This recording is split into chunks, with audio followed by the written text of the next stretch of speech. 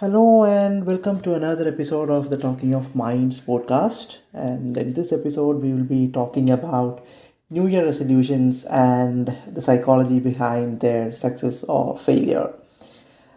The New Year is a time when most of us make new resolutions to bring changes to our lives, and some of us fail to follow through them. And since New Year is the favorite time for resolutions, New Year is also the time for memes and jokes about the failed resolutions. Let us look at the psychology of the failures and success of resolutions, and what are the things that we can try to stick to these resolutions and make them successful.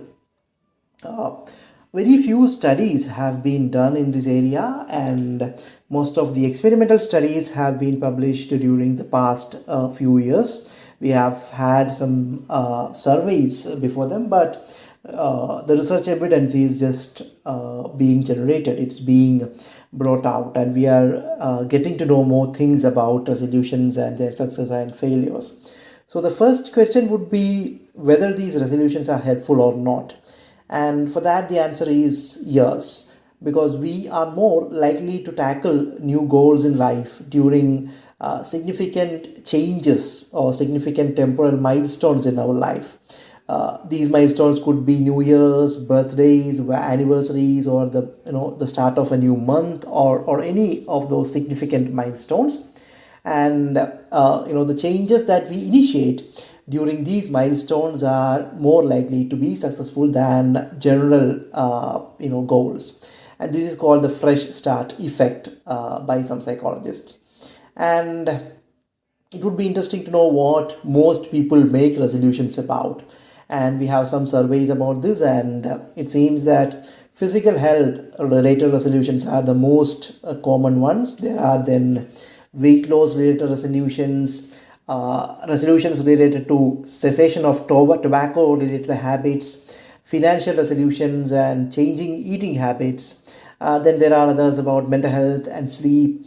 There are resolutions about learning outcomes or learning targets, and also some resolutions related to work, changes in work environment, or the way or career changes. So these are the most common resolutions. There could be any number of others. Me and you, we all can have different kinds of resolutions made, and there have been studies about how many people succeed in carrying forward their resolutions.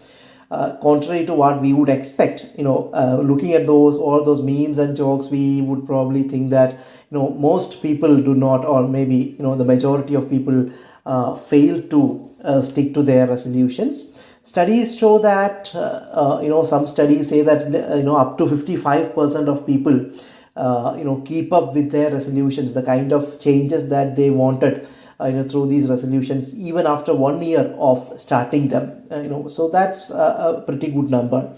And there are some surveys that they say that no, at least up to 75%, and then there are some surveys say that maybe around 25 to 15% of people only follow through these resolutions. Anyway, it's not that all resolutions fail. There are people who successfully make resolutions and stick to them. And we look at what decides success and failures. There can be multiple factors. There are some factors related to our own personality, such as self-efficacy, or our own evaluation of ability to do things. It can be a deciding factor, and whether we have the necessary skills related to the change that we target with a resolution, that's also important. And also the readiness to change, not our wish to change, but the readiness to make changes in our lives, our routines and habits. That's also a major predictor of success of resolutions. And then there is resilience as well. Resilience is our ability to bounce back from small failures in life. So that can also be another factor that decides the success or failure of new resolutions. Then there are the type of goals that we make up through resolutions, and the way we frame them, or the way we understand these resolutions, that's also important. For example, a same resolution or same goal can be framed as an approach oriented goal or as an avoidance oriented goal. So an approach oriented goal would be, adding something to our life, and an avoidance oriented goal would be avoiding something negative from our life. So research says that approach oriented goals are more successful than avoidance oriented goal. So if it is something related to junk food, when we say that I will be cutting down all junk food, that is an avoidance oriented goal.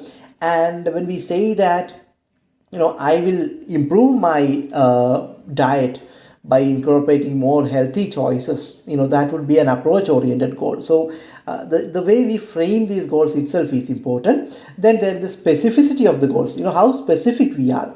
I am going to lose weight is a very a generic goal, but I am going to lose at least 5 kilograms of weight in the coming 8 months. That is more specific. So we can add more specificity to a goal, and as a goal becomes more specific, the chances of success also increases. And also the support of people who are around us is also important. How much supportive they are, whether they support us, whether they encourage us to pursue the goals, or whether they just forward all those memes and tell us that no bro, this is not going to work. So the kind of support that we get from others is also a factor. And now we will discuss some of the things that we can try bringing in when we are trying to make new year resolutions. So one is something that has been discussed a lot in goal setting and problem solving areas, which is called the SMART goals. It's an acronym for specific, measurable, achievable, relevant, and time framed. It's an acronym first framed by George Doran. So the goals that we make need to be specific and measurable. We have already spoken about specificity, and the goals should also be measurable. So it means that we have to be able to look back after maybe a couple of months or after 6 months. When we look back at our resolutions or our goals, we should be able to measure how much progress has been made or how much progress we were not able to make. Even that can be measured, but the goal should be measurable. There should be some way to measure how much progress we have made. So that makes it even more specific, and follow up and becomes more easy. Then it should be achievable, given your financial positions, given your mindset, given your way of life. It should be achievable. So if you are a person who is staying away from home and who you do not cook for yourself, you eat from outside, and then you make a resolution to never eat junk food during the next year, it's not it could not be an achievable goal. Maybe you can try to make it more achievable thing. So it will increase the chances of success. And also a goal should be relevant to you. It should make meaning. It should provide more value to our life. It should not be framed, or it should not be taken up because somebody else has asked us to, or somebody else is doing this. Those kind of irrelevant things which are not relevant or which do not add more meaning to our life may not succeed much. Then they should be time framed, as I said. Within this this much amount of time, this much of progress has to be made. It's not to say that we will strictly stick to all those time frames, but there will be a way to look at them, and we can assess the progress that we have made. So that's important, to make whatever goals we make them smart. And if we have a very large or a very distant goal for ourselves, it's always useful to divide this goal into specific smaller tasks, so that each task can be specifically defined, and we can try to achieve that. And whenever we make some progress, it's always useful to reward ourselves with something, with some kind of a positive reward to be given whenever we make small progress. That will keep us going. And as I already said, we have to make sure that whatever goal we choose, it has to add some meaning to our life. Otherwise we may not be so committed to such resolutions. And also it's also important to plan ahead and not make up our resolutions on the 31st or 30th or even the last week of December. So if we are during the first week of January, that's okay. Make a resolution, plan it thoroughly, as thoroughly as possible. Think about it, and then choose a starting point which is somewhere near, but do not wait for the next January 1st. Maybe plan for a February 1st, or maybe if you are in India, maybe something like January 26th, or any date, anything that can be taken as a milestone. That's okay. It's not that January 1st is a magical day. What is more important is that we are more planned and we are more ready to make a change. And also, if your resolution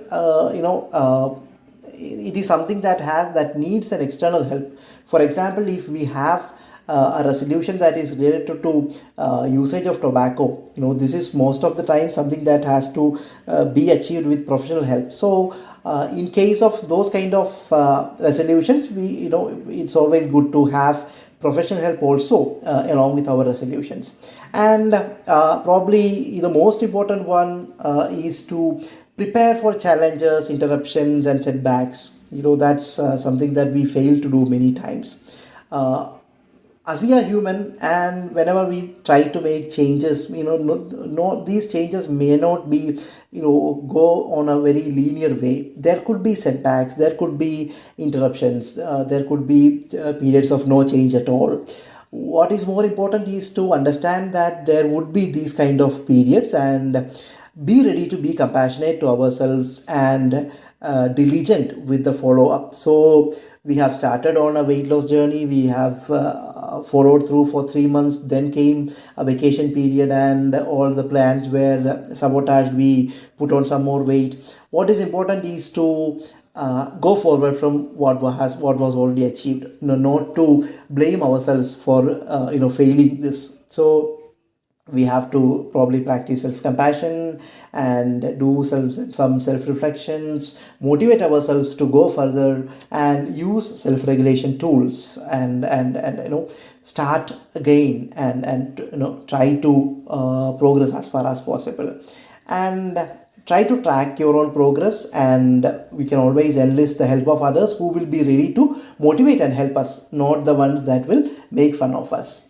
And we can always try to increase our targets if we are successful at achieving some kind of a set target, and come out of our comfort zones. In fact, study says that learning is most optimal when we continuously try to break our own comfort zones. That's how changes happen. And these are the things that I had to share about New Year resolutions and how we can try and make them more successful. I wish all of you better choices and better changes in life, and best wishes. That's it. Thank you.